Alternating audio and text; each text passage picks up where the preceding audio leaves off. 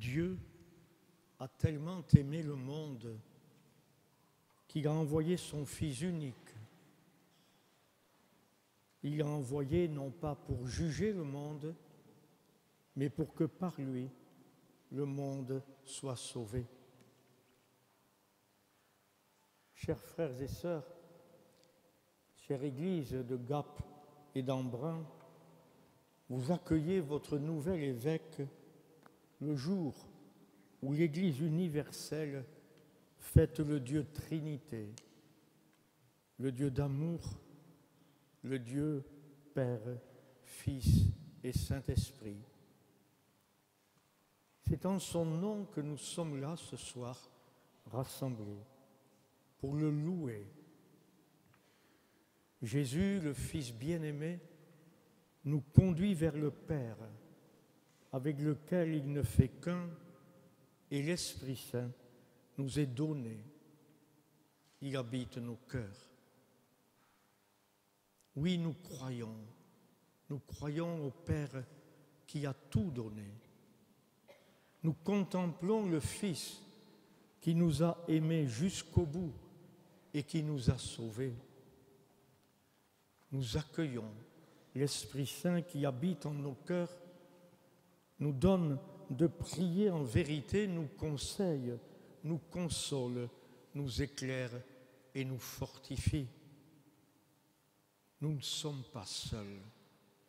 Dieu est avec nous. Il est le Dieu tendre et miséricordieux, lent à la colère et plein d'amour, qui s'est révélé à Moïse.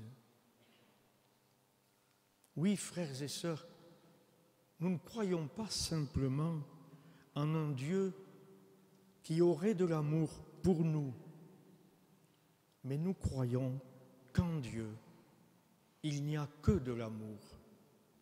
C'est son être propre, celui qu'il a voulu nous partager. Entre le Père, le Fils et l'Esprit Saint ne s'échange que de l'amour. En Dieu, il n'y a que de l'amour. Et Dieu a tant aimé le monde qu'il a donné son Fils unique. Nous avons été baptisés au nom du Père, du Fils et du Saint-Esprit. Nous avons été plongés dans cette victoire du Christ sur le péché et sur la mort, parce que Dieu est le Dieu des vivants et non celui des morts.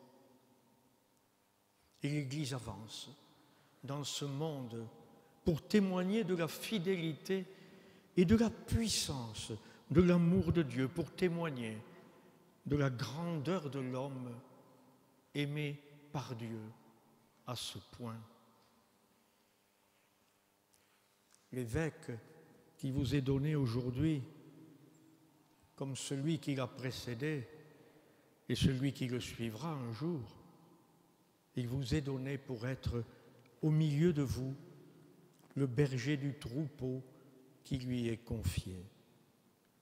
Dans un instant, il recevra l'anneau qui lui rappellera cette alliance de Dieu avec les hommes. À la manière de Jésus, il devra faire don de sa vie pour vous. La crosse, le bâton du berger est là, comme dit le psaume, pour vous rassurer et pour vous guider. Comme chaque baptisé, il doit veiller à sa propre conversion. Mais au nom du Seigneur Jésus, il doit accompagner la vôtre. Il veille à ce que votre foi soit nourrie par les sacrements, l'écoute de la parole de Dieu et ne se fourvoie pas. Il soutient l'espérance du peuple qui lui est confié pour qu'il ne se décourage pas sur la route de cette vie. Il stimule la charité entre vous et celle des chrétiens par rapport aux plus pauvres, aux étrangers, aux malades, à ceux qui sont dans le besoin. Comme Moïse, Auprès de Dieu, il intercède en faveur du peuple dont il a la charge. Vous ferez attention dans un instant, au début des rites, à l'échange que nous aurons, lui et moi. Et vous verrez comment ça reprend ce contenu de la mission d'un évêque. Mes frères et sœurs, comment voulez-vous qu'il fasse cela tout seul? Il ne le peut pas. Heureusement, il sait que l'Esprit Saint est répandu dans le cœur de tous les baptisés. Le pape François, dans l'exhortation apostolique « La joie de l'Évangile », décrit la manière dont l'évêque doit se situer dans sa relation avec ses fidèles. Je vous lis quelques phrases. L'évêque doit toujours favoriser la communion missionnaire dans son Église diocésaine en poursuivant l'idéal des premières communautés chrétiennes dans lesquelles les croyants avaient un seul cœur et une seule âme. Par conséquent, parfois, il se mettra devant pour indiquer la route et soutenir l'espérance du peuple. D'autres fois, il sera simplement au milieu de tous, dans une proximité simple et miséricordieuse. Et en certaines circonstances, il devra marcher derrière le peuple pour aider ceux qui sont restés en arrière et surtout parce que le troupeau lui-même possède un odorat pour trouver de nouveaux chemins. En lisant ces phrases, je me souvenais que dans votre diocèse, vous savez toute la lumière reçue de l'expérience spirituelle de Benoîte Rancurel, qui n'était ni évêque, ni prêtre, ni religieuse.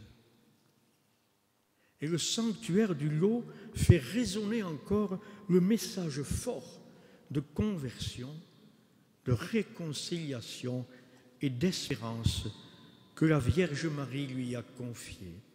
Elle a ouvert un nouveau chemin. J'allais dire, et les évêques de l'époque qui se tenaient derrière ont fini par reconnaître la justesse de ces paroles. Oui, Église de Gap et d'Embrun, accueille avec joie et confiance ton nouvel évêque. Il vient pour vous aimer. Faites-lui connaître le meilleur de vous-même, de votre histoire, ancienne et récente. L'Église de Gap et d'Embrun t'est donné un nouveau pasteur pour vivre et annoncer la bonne nouvelle de l'Évangile, celle de l'amour que Dieu nous porte jusqu'à nous sauver, et celle de l'amour entre les hommes pour bâtir un monde de frères. Église de Gap et d'Embrun, fais rayonner ta beauté, celle de la communion entre tous les baptisés, celle de l'ouverture aux plus pauvres, celle de l'espérance en Dieu qui nous promet la vie en lui, qui est le Dieu d'amour. Église de Gap et d'Embrun, tiens-toi proche de Marie, qui t'a montré sa bienveillance depuis tant d'années. Elle t'a fait messagère de la réconciliation. Puisses-tu l'être dans les familles, dans l'Église, dans la société. Église de Gap et d'Embrun, réjouis-toi. En ce jour, un nouvel évêque t'est donné. Prie pour lui. Amen.